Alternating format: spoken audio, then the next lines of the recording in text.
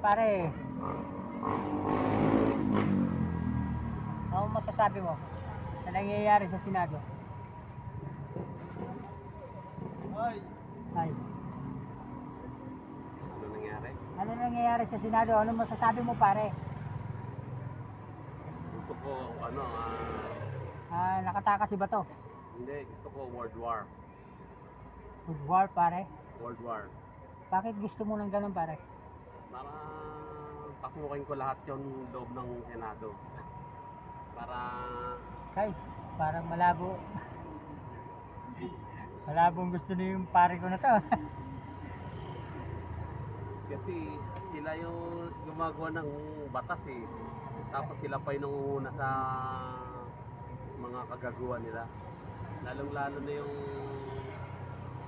anti-Marcos. Hindi ko gusto pamamalakad ni Marcos yun. Ibalik ang dating presidente. Duterte. Paano nga makarating yung makabalik, pare? Nasa dahig na nga, pare. Siyempre, hindi sarang papalit. May kunti na lang ang naniniwala kay Inday Sara ngayon. Hindi, malabo yan. Akala nyo lang. Kumikilos na kami. Akala nyo. Pare, ano nangyari kasi yung kasagsagan ng Marcos, tinakbo mo pa siya. Kasi may mga ganun. Alam nyo nga, bangag sila. Ayan guys, medyo nagtatampo na pala itong pare ko na anti-Marcos. Pero, ganun pa naman guys. Mabait pa naman. Wala lang, hindi pa kumakain kasi ito pare ko eh. Tatapos ko nga lang kumain. Tapos lang pala. Ano ibigay ko yung pera sa akin.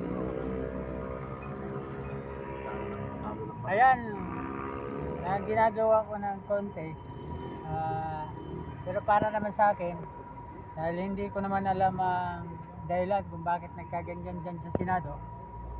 At wala naman siguro may gusto ng ganyan. Ang masasabi ko lang, sana Ibalik si Duterte. pantay-pantay. Pantay-pantay sana, walang kulay-kulay.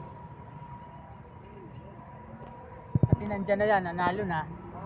Nakapesto na, dapat walang kulay-kulay, dapat tulungan. Kasi guys, yung kawawa kami ng mga nasa lansangan araw-araw, mataas lalo ang bilihin na